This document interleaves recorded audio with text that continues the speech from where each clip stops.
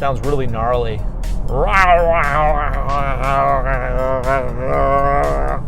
That's what this car sounds like. Today I'm driving BMW's family hauler. It is, of course, the X5. Now this happens to be the xDrive35d model.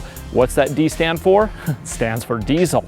That means it should be both fast and relatively economical. As equipped, this is about $60,000. Comes with lots of stuff. Let's give it a try, see how it is. Now entering its third generation, this BMW X5 has been a segment-defining vehicle since its debut back in 1999. From its seemingly Tron-inspired taillights to the ducts under the front fascia, this X5 packs in a lot of style without sacrificing practicality. For example, the spacious trunk features a lower liftgate and a push-button main door.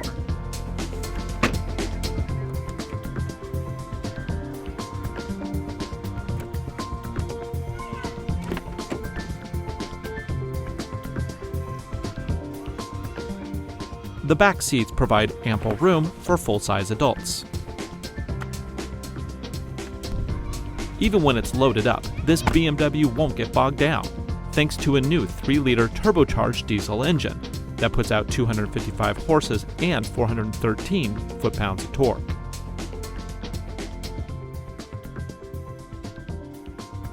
Inside, it's pretty much what you would expect from BMW: high-grade plastics, leather, and metal.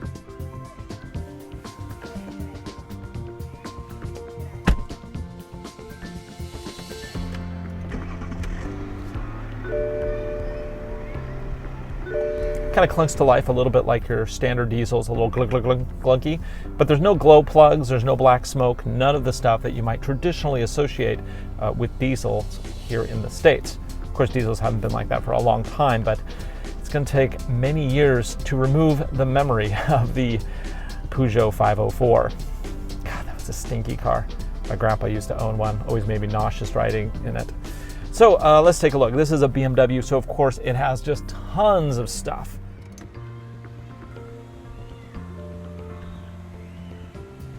My kids really like that one. Like other BMWs, this X5 features iDrive. This system allows the driver to quickly change settings, music, and maps.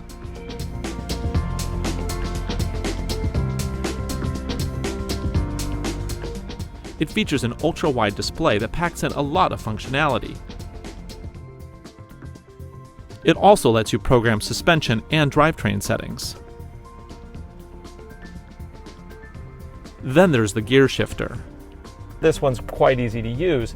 The only issue is that to go into drive or reverse, you have to hold the unlock button on the side.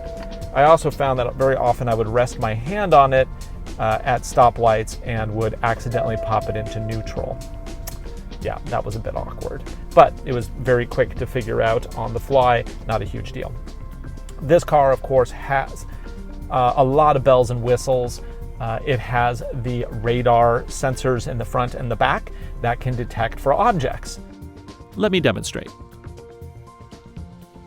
From the rear, the camera highlights specific obstacles with color codes. Here you can see my feet have turned red. And it's not just for the rear. Radars also detect objects in the front, but that's not always great. The annoying part is when you're pulling into, say, a parking spot and there's a sidewalk in front of you, this chime starts going off, beep, beep, beep, beep, beep, beep, beep, beep, beep, beep, and it won't shut up until you hit the parking off button. I would really like to have two modes. One that intelligently alerts me to what's going on, and one that, you know, if you really want to know absolutely everything that's going on, one of those settings too. But honestly, it's like, this is one thing that just kills me about all these systems. If I'm in reverse, why does it matter if there's a parking curb in front of the car? I'm in reverse. I can't hit it. It's not possible. So I think you shouldn't be, you know, if you're constantly doing an alert that the curb's in front, you're going to tune it out after a while and maybe not pay attention to what's in the back. Alerts and tones and lights should only be there for actual information that you need. not random information like, oh, there's a sidewalk in front of you. Well, no.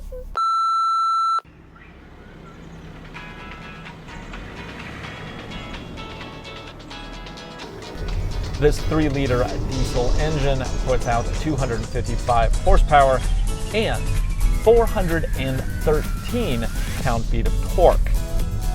Yeah, the diesel, baby. That's what you get. Awesome.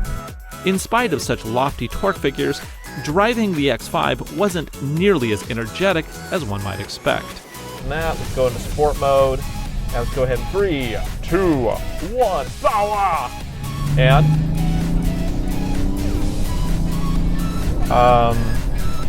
smooth and quick.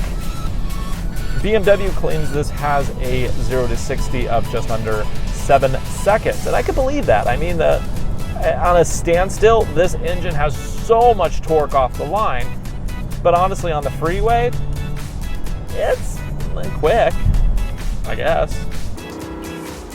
But that probably won't be a problem for most buyers.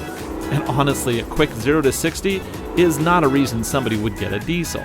It is a diesel, so it does get pretty good gas mileage, 31 miles to the gallon on the highway alone, which is pretty darn good. Although the price of diesel these days is typically higher than that of regular gas, so you're not really saving money. But then again, anybody who buys a $60,000 BMW is probably not too concerned with saving money. Bum bum bum bum bada bum bum bum bada bum bum bum bada bum bum bum. I'm a BMW. Yeehaw! Where this BMW really delivers is in the driving experience. It's powerful, comfortable, easy to drive, and darn it, it just looks really good. Yes, it has an overabundance of tech, and yes, it's expensive, but this is a car that knows what it is and who it's for. So if you're looking for a luxury SUV around $60,000, I don't think it gets much better than this, the xDrive35d.